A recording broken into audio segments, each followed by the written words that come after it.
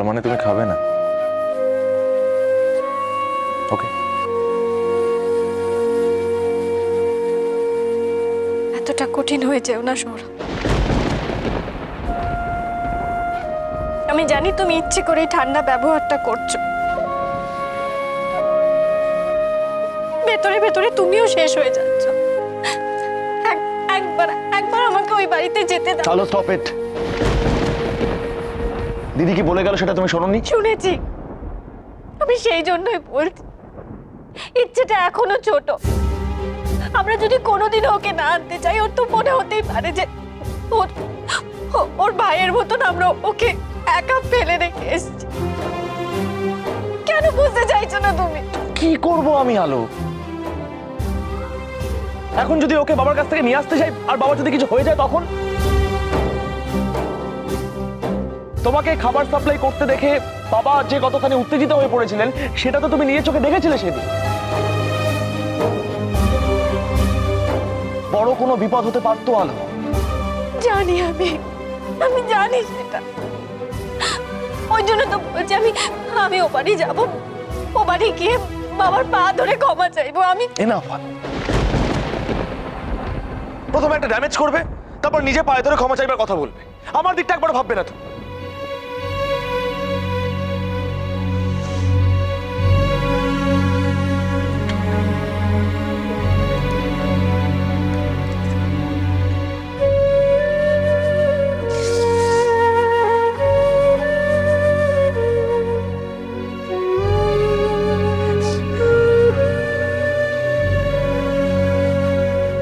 আমি দেখছি ওবেলা ইচ্ছেকে নিয়ে আসার ব্যবস্থা করা যায় কিনা। আর রেস্ট নাও, তোমার বিশ্রামের প্রয়োজন। ঘুমো।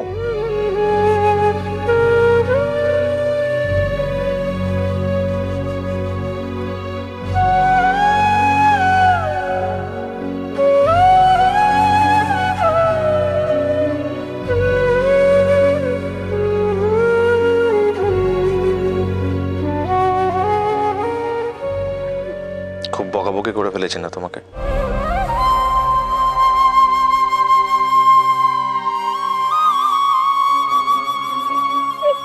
ইচ্ছেটাকে নিয়ে এসো না, ওকে ছাড়া আমি কি নিয়ে বাঁচবো?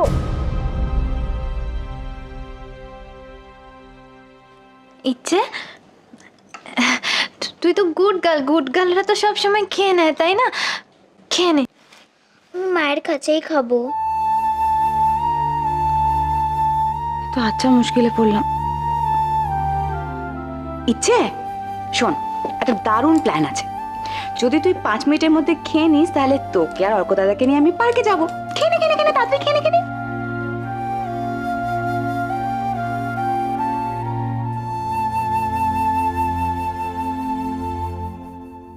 মা মনে হয় এক ফোঁটাও খাচ্ছে না। এভাবে কি আর বাচ্চা সামলানো যায় রে ইন্দু? শুধুমাত্র ওর মায়ের কাণ্ডের জন্য আজ শাস্তি পাচ্ছে আমার ছেলে আর নাতনি। এখন মেয়েটাকে কে খাওয়াবে? শোন, তোর বাবাকে বল এক্ষুনি মেয়েকে যেন ওর বাপ মার কাছে দিয়ে আসে। ওর সামনে এসব কথা কেন কও? হ্যাঁ, আমি কইছি না কি? আমি কইছি না? হ্যাঁ, অহন থেকে আমার দিদি ভাই আমাকে বাসায় থাকবো, তাই তো নাকি? হ্যাঁ, ওরা তো সামলাই তুইব, ও ছেলে মানুষ, পোলাপান। তোমরা যা বুঝাইব হ্যাঁ তো তাই বুঝবো না? হ্যাঁ, সামলাইতে পারতেছ না বইলে আমি তো হ্যাঁ জীবনটা নষ্ট করতে পারি না। ওর ভবিষ্যৎ তো আছে, ওর বাপ মাই তো।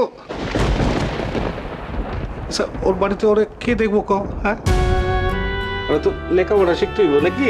হ্যাঁ, ও দিদি ভাই, লক্ষ্মী সোনা, দে চল। ও মানিক, হ্যাঁ হ্যাঁ না, তারপরে আমরা সকলে মিলে না খুব হইচই করবো। হ্যাঁ, নতুন গল্প হ্যাঁ শোনাবো তোমার। কিরে অল্প, তাই তো? হ্যাঁ, শোনো, এটা তো তোমার বাড়ি নাকি? হ্যাঁ, আমার মা কোথায়?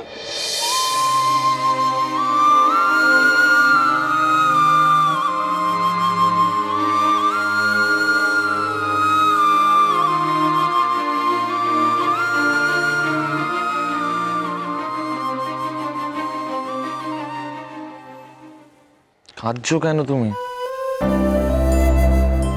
হ্যালো, কান্নাকাটি বন্ধ করো, বন্ধ করো প্লিজ। শোনো, আর কোনোদিন আমাকে না জানিয়ে এই সমস্ত কাজ করতে যাও না। তুমি তো দেখেছো, যখনই এরকম কাজ করতে গেছো কিছু না কিছু বিপদ হয়েছে। হ্যালো, আমি দেখছি কি করা যায়, চেষ্টা করছি। ঘুমো ঘুমো, শান্ত হও। তুমি তো আজই নার্সিংহোম থেকে আসলে। হ্যালো, আমার সত্যি উচিত হয় তোমাকে না জানিয়ে এত বড় একটা সিদ্ধান্ত নেওয়া। আমি না ভেবেছিলাম যে তোমার হয়তো খারাপ লাগবে যে আমি রোজগার করছি, তুমি করছো না,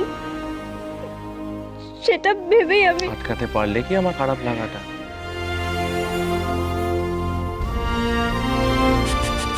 আমার নিজেকে অযোগ্য, অপদার্থ। ছাড়ো এই সমস্ত কথা।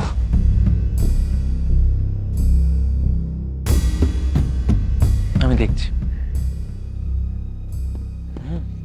আর কখনো এরকম ব্যবসা করার কথা ভেবো না তো, মাথা থেকে বাদ দিই।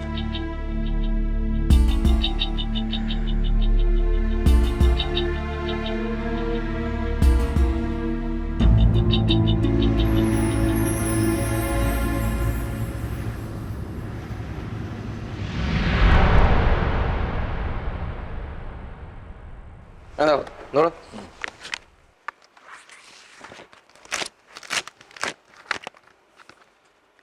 দেখো কাগজের সমস্ত কপি আছে আমাদের কাছে। আর দুম করে যদি বলে ট্যাক্স বাকি আছে তো বললি তো হলো না। দেখো দেই, আমি তাহলে উকিল বাবুর কমু।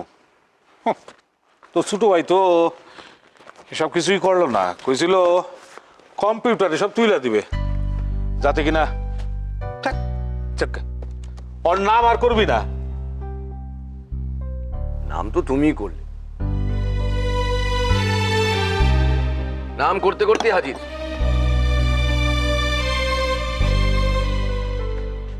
এখানে দাঁড়িয়ে ভেতরে আয় ছুটকে। বড়দা বড়দা থাকা, আমি ভিতরে ঢুকবো না, তুই ইচ্ছেকে ডেকে দে, আমি ওকে নিয়ে চলে যাব।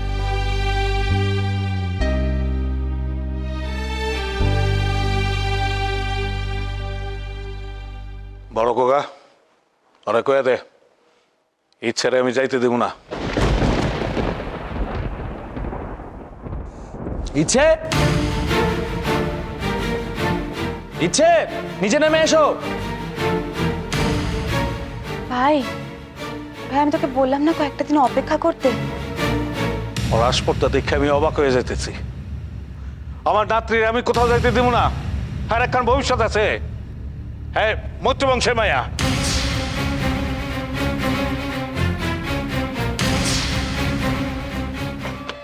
বাবাই,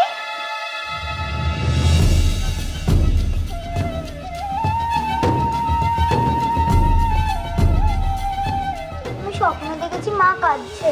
ছুটকি ওরা ওপরে নিয়ে যা, অনে নিয়ে যা। না চুটকি, ও ও আমার সঙ্গে যাবে। ভাই ভাই, তুই কেন অশান্তি করছিস ভাই? বাবা যখন বারণ করছে তখন। আমি জানি দিদি বাবা বারণ করেছে,